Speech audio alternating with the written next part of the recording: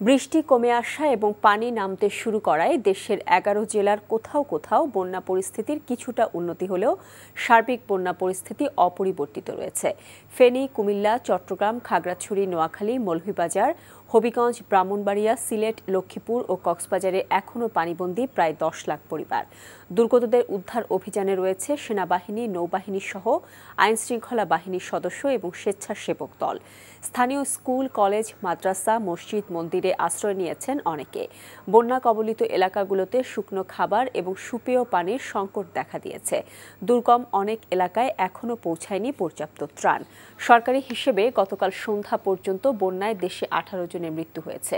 এর মধ্যে চট্টগ্রামে ৫ জন, কুমিল্লায় ৪ জন, নোয়াখালীতে ৩ জন, কক্সবাজারে ৩ জন, ব্রাহ্মণবাড়িয়ায় ১ জন, ফেনীতে ১ জন ও লক্ষ্মীপুরে ১ জন মারা গেছেন। দুর্গত এলাকায় ক্ষতিগ্রস্তদের জন্য ইতিমধ্যে ৩,৫১৩টি আশ্রয়কেন্দ্র খোলা হয়েছে। বন্যার খবর জানাতে নোয়াখালীর করিমপুর থেকে সরাসরি যুক্ত হচ্ছেন সিনিয়র করেসপন্ডেন্ট নিয়ামুল আজিজ সাদেক। সাদেক, বন্যার সর্বশেষ কি খবর আপনার কাছে রয়েছে? আপনি নোয়াখালীতে আছেন, সেখানকার কি অবস্থা দেখছেন?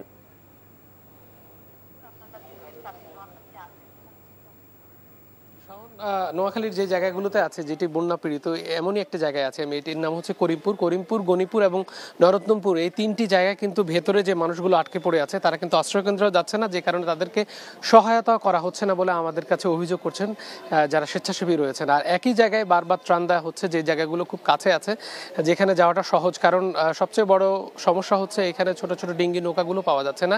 অন্যান্য জায়গা থেকে এখানে যেহেতু ইঞ্জিন চালিত নৌকা চালানোর মতো অবস্থা নেই, পানির নাব্যতা অনেক কম, এখানে পানি দিয়ে যাওয়ার মতো অবস্থা কম, সে কারণে স্বেচ্ছাসেবীরাও খুব বেশি নজর দিচ্ছেন না বলে আমাদেরকে জানিয়েছেন। এখানে পানির সংকট রয়েছে, সেই পানির সংকটটি, বিশুদ্ধ পানির সংকটটা কিছুটা ট্যাবলেট দিয়ে মেটানোর চেষ্টা চলছে, তবে সেই পানি পর্যাপ্ত নয়। ভেতরে যে মানুষগুলো আটকে পড়ে আছেন তারা আসলে খুব বেশি পানি নেই দেখে সেই জায়গাগুলোতেই আছেন, তাদেরকে দ্রুত ত্রাণ সহায়তা দেওয়ার জন্য তারা অনুরোধ করেছেন। এখন পর্যন্ত অনেকগুলো পরিবার ত্রাণ পাননি বলে আমাদেরকে অভিযোগ করেছেন। এর বাইরে চৌমুহনী, অন্যান্য যে জায়গাগুলো আছে সেগুলোতেও কিন্তু আমরা দেখেছি পানির আগের অবস্থা থেকে অপরিবর্তিত আছে, খুব বেশি কমেনি গতকালকে বৃষ্টি হওয়ার কারণে।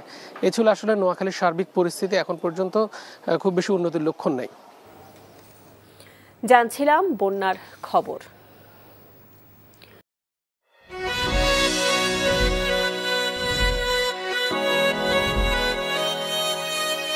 এই শুনছো, উঠো না। আমি বলবো একটু ঘুমাই। তোর বাইরে লেগে এক কাপ চা বানাই দে। ভাইয়া, চাই কি চিনি বেশি দিব নাকি কম? 2 চামচ লবণ দিয়ে দে।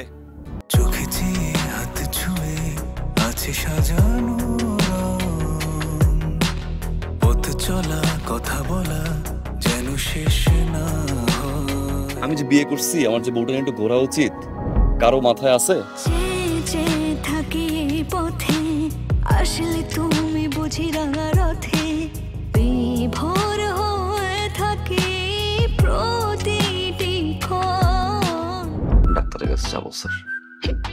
আমার একটু নিয়ে চলেন না।